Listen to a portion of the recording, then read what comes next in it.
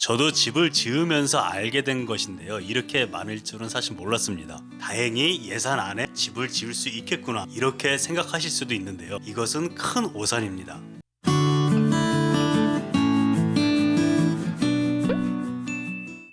안녕하세요, 천지사입니다. 오늘은 집을 지을 때 예산을 어떻게 잡아야 좋은지에 대해서 이야기를 한번 해보겠습니다.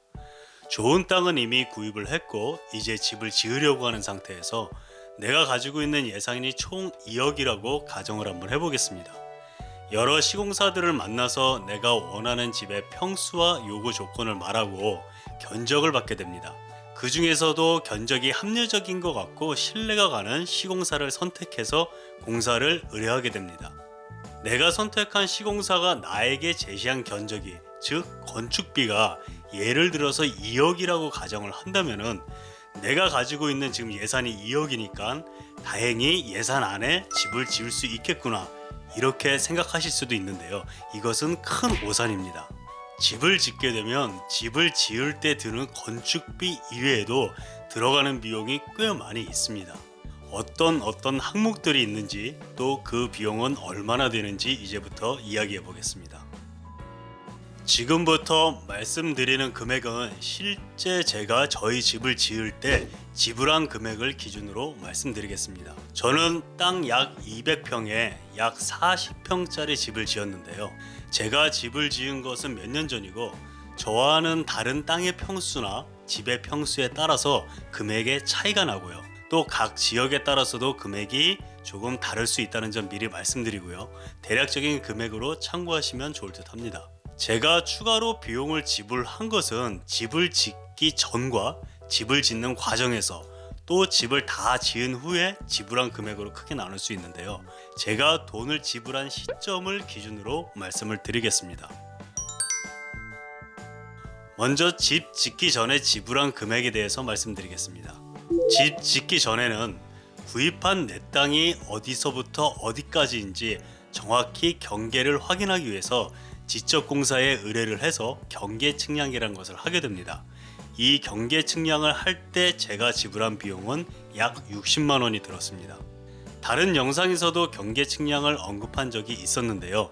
경계 측량은 선택이 아니라 필수라고 생각하시길 바라고요. 자세한 내용은 이전 영상을 참고해 주시기 바랍니다. 주택에 대한 설계비는 시공사의 공사 금액에 포함되는 경우도 있고 그렇지 않은 경우도 있는데요.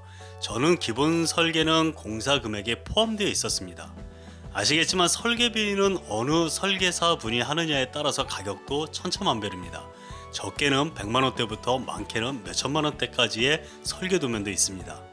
전원주택을 이미 짓고 살고 계신 분들에게 집 지을 때의 모든 공정 중에서 가장 시간과 공을 많이 들여야 하는 부분이 어디냐고 물어본다면 대부분의 사람들은 설계라고 말할 겁니다.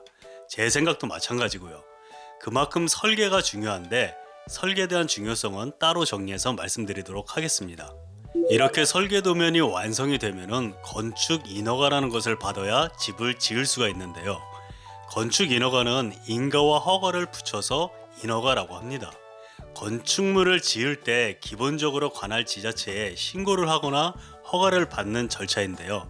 쉽게 말해서 내가 집을 지으려고 하는데 허가 좀 해주세요 라고 나라에 허가를 구하는 과정입니다. 이때 발생하는 인허가 비용이 있습니다. 또 인허가를 받기 위해서는 자격증을 보유한 건축사의 날인이 필요한데요. 저는 인허가와 관련된 모든 처리 절차를 건축사에게 위탁해서 진행을 했습니다. 그 위탁 비용이 약 150만 원 정도 들었고요. 인허가 받는데 150만 원에서 총 300만 원의 비용이 발생을 했습니다. 제가 집을 지을 때보다 인허가 비용이 올랐다는 소리도 얼마 전 저희 집을 지어준 건축가 분에게 들었는데요. 그 점도 참고하시기 바랍니다. 다음은 집을 짓고 있는 과정에서 지불한 비용들인데요.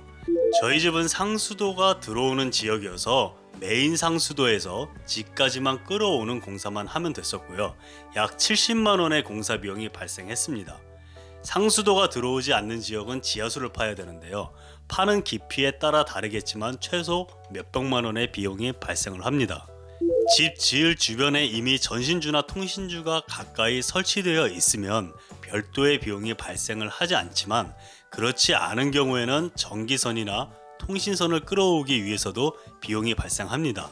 저는 전신주에는 비용이 발생하지는 않았지만 통신주 설치를 위해서 약 22만 원 정도가 발생했습니다. 집을 지을 때 건축 현장에서 작업하시는 분들이 다쳤을 때 부상에 대한 치료비 등을 보상받을 수 있게끔 산재보험도 가입을 해야 합니다. 산재보험료는 총 공사 금액에 따라 달라지게 되는데요. 저희 집은 약 150만 원의 비용이 나왔습니다. 농지 전용 부담금이라는 것이 또 있는데요. 농지 전용 부담금은 농지에 집을 지을 경우 개발 허가를 받을 때 내는 세금이라고 보시면 되고요. 땅의 크기에 따라서 금액은 달라집니다. 제가 집을 짓기 위해 구매한 땅은 지목이 답이었는데요. 지목이라 함은 아시는 것처럼 땅의 사용 목적에 따라서 종류를 구분해 놓은 것이라고 이해하시면 되고요. 답이라는 것은 쉽게 생각해서 논이라고 생각하시면 됩니다. 제가 구매한 땅에 대한 농지 전용 부담금으로 저는 약 600만 원 정도의 세금을 냈습니다.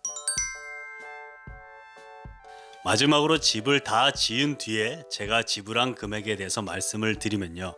집을 다 지은 뒤에 등기를 받기 위해서 법무사에게 위임할 때 발생하는 수수료가 약 20만 원 정도 들었고요. 주택 취득세로 약 200만 원이 들었고 지목 변경 비용으로 약 140만 원이 들었습니다. 다 합치면 약 360만 원이 들었습니다. 취득세는 집뿐만이 아니라 자동차 같은 경우라도 내가 어떤 것을 취했을 때 나라에 내는 세금일 거고요. 이거는 많이들 아실 거라고 생각이 듭니다. 지목 변경 비용이 좀 생소할 수도 있는데요. 지목 변경 비용은 집을 다 짓고 지목을 아까 제 땅은 지목이 답이었다고 말씀드렸죠. 지목 변경이 되면 답이었던 제 땅이 최종적으로 대지로 변경이 됩니다. 그렇게 변경하는 데 발생하는 세금이라고 보시면 됩니다. 그래서 간혹 땅을 보러 다닐 때 이 땅은 대지라서 다른 땅에 비해서 더 비싸다는 소리도 한 번쯤 들어보셨을 겁니다. 세금을 이미 다 납부한 상태의 땅이라서 세금까지 땅값에 포함된 것이기 때문입니다. 이렇게 들어보시니까 집을 짓기 시작하기 전부터 집을 다 짓고 나서까지 다양한 세금이 참 많지 않나요? 저도 집을 지으면서 알게 된 것인데요. 이렇게 많을 줄은 사실 몰랐습니다. 그런 간략히 제가 지불한 내용을 다시 정리를 하면요. 집을 짓기 전에 땅을 확인하는 경계 측량 비용, 인허가 비용, 인허가 위탁 비용, 집을 짓는 과정에서 상수도, 전신주나 통신주, 산재보험료, 농지 전용 부담금, 집을 다 짓고 나서는 등기 수수료, 취득세, 지목 변경 비용이 발생했습니다. 이외에 공사를 할 때 임시로 전기를 끌어다 쓴 전기세도 있고요. 몇 가지 누락시킨 부분도 있습니다. 제가 지금까지 나열한 비용을 전부 합산하면 약 1,600만 원이란 금액이 나옵니다. 만약 제가 구매한 땅이 더 컸거나 집을 더 크게 지었다면 더 나왔을 거고요. 별도의 설계 비용이 들었다던가 상수도가 아닌 지하수를 파야 했다면 그보다 더 훨씬 더 많은 비용이 발생했을 겁니다. 여기서 또 하나 빠진 비용은 조경 비용입니다. 소나무 한 그루가 1,000만 원 하는 것도 있듯이 조경을 어떻게 하느냐에 따라서 가격이 천차만별이기 때문에 딱 잘라서 얼마가 필요하다라고 말씀드리기는 어렵지만 기본적으로 잔디만 깔고 울타리만 친다고 해도 적지 않은 금액이 들어갑니다. 가장 많이 사용하는 메쉬 펜스로 울타리를 칠 경우 어느 정도의 금액이 발생하는지는 제 다른 영상을 참고하시면 좋을 듯 합니다. 그래서 결론적으로 말씀드리면 제 개인적으로는 총 예산의 10%에서 20%를 뺀 나머지 금액을 건축비로 산정하는 것이 좋다고 말씀드리고 싶습니다. 예를 들어서 예산이 아까처럼 총 2억이 있다라고 가정을 하면은 약 2천만 원에서 4천만 원을 제외한 1억 6천에서 1억 8천만 원 사이로 건축비를 산정하는 것이 좋다고 생각합니다. 지금까지 말씀드린 비용 말고도 집을 짓는 건축하는 과정에서도 추가로 건축 비용이 발생하기도 합니다. 그 내용도 제 다른 영상을 참고해 주시면 좋을 듯 합니다. 오늘은 집을 지을 때 예산을 잡는 방법에 대해서 말씀드려 보았습니다. 제 개인적인 경우를 기준으로 삼아 말씀드렸지만 조금이나마 도움이 되셨길 바라면서요.